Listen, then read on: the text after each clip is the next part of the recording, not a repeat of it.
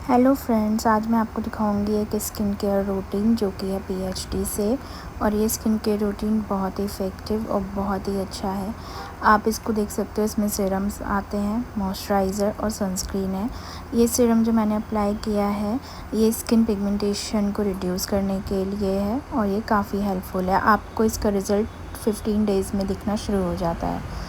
और next step है इसके बाद ये मॉइस्चराइज़र जो कि विटामिन सी का है।